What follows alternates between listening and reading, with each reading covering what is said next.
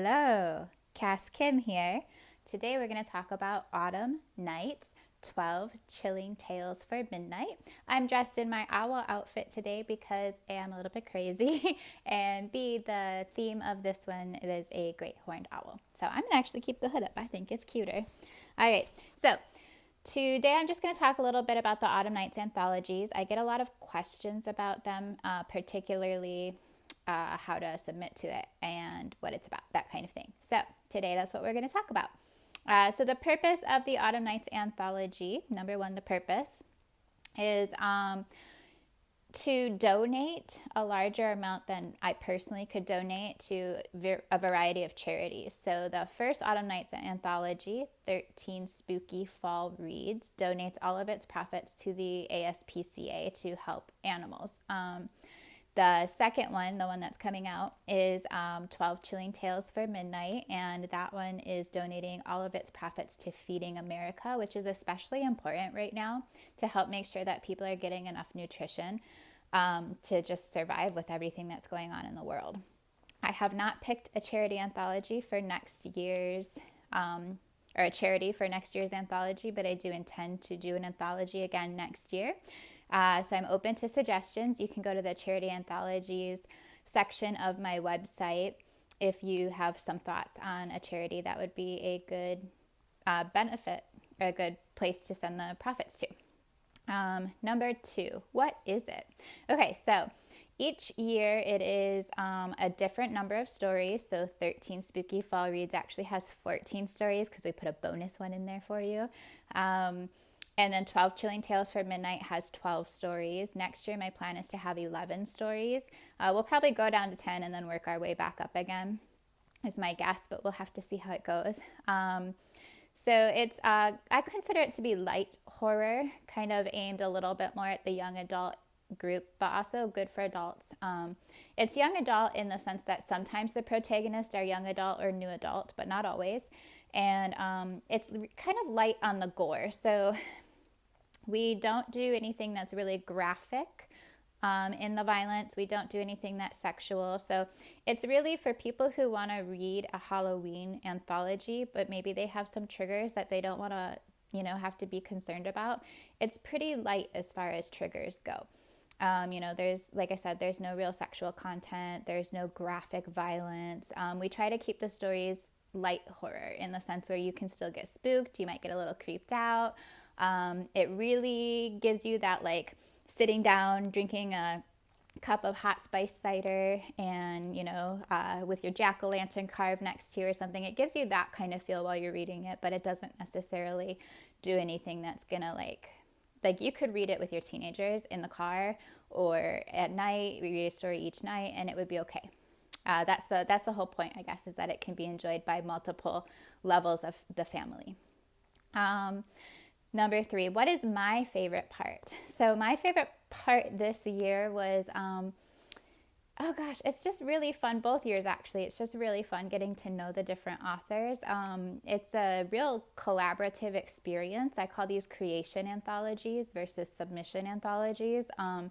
So it's a real team effort the entire way through, and it gives you a lot of opportunity to get to know the other people working on it, which is really nice. I have a lot of favorite stories from each volume. There's always going to be a couple that really stand out for me. And this year, one of my favorites is Helen Westbury's story is really dark. It's in a good way, though. It's it feels like one of those classic Brothers Grimm kind of fairy tales.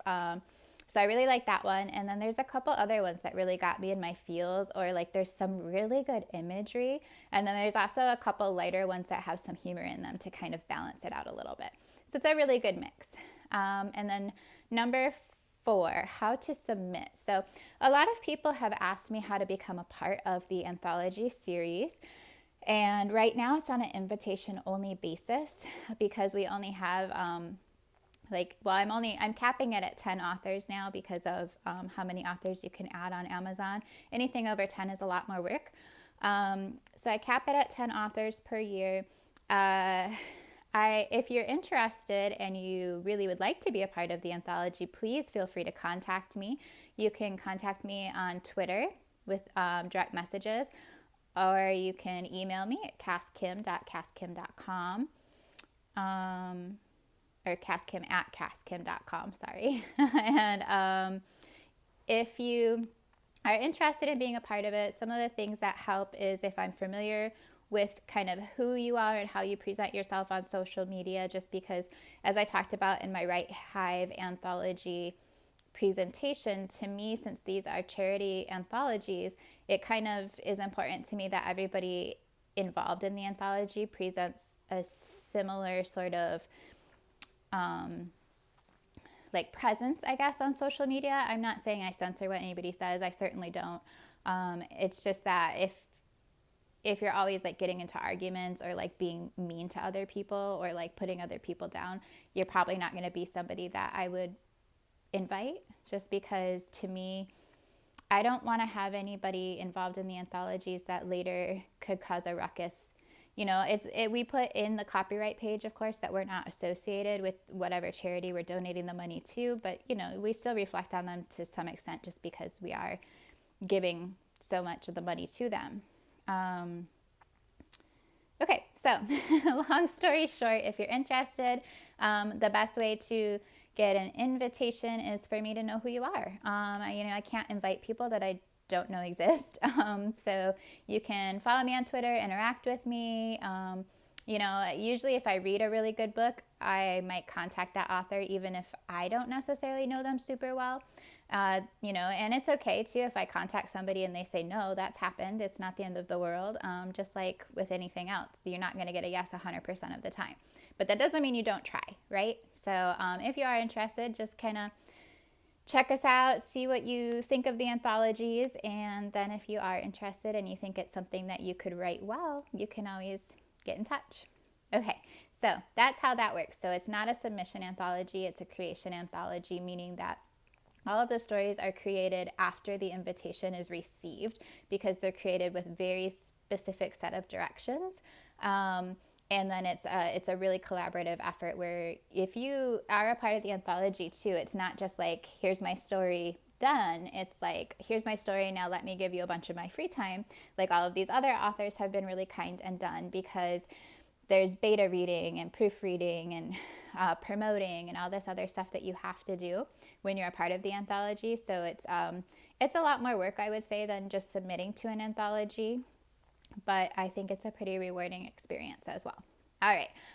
The last thing, number 5, that I'm going to tell you about the anthologies is the ordering information. So Autumn Nights 13 Spooky Fall Reads is available in paperback and ebook on Amazon currently. They are also available in audiobook.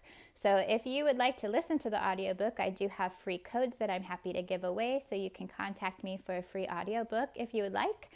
And then Autumn Nights 12 Chilling Tales for Midnight is coming out on pre-sales tomorrow, and the actual live book is coming out September 1st. We are working on getting the audiobook recorded as well. We just had to wait till we got pre-sales set up in order to set up the contract in ACX. So if you are interested in winning a book plate, like a sticker, with all of the authors' signatures on it, and a free paperback copy, you can order a pre-sale copy of the ebook this weekend only, so the weekend of August 15th, and you will be entered. All you got to do is just send me or DM me a picture of your receipt with none of your personal information. Make sure none of that's on there, but that little Amazon thank you for ordering. If you want to send me a screenshot of that, I will enter you into the drawing for a paperback, and the cover for the paperback is gorgeous. Oh my gosh, Faye Lane did it for us, and it looks so beautiful. I cannot wait to get this guy in my hands. All right, so pre-sales tomorrow, August 15th. If you want a chance to win that fully signed paperback for free, then make sure you get your pre-sale order in on the 15th or 16th. That is this weekend, and just let me know that you ordered. All right, thanks guys. I hope you all have a really good weekend.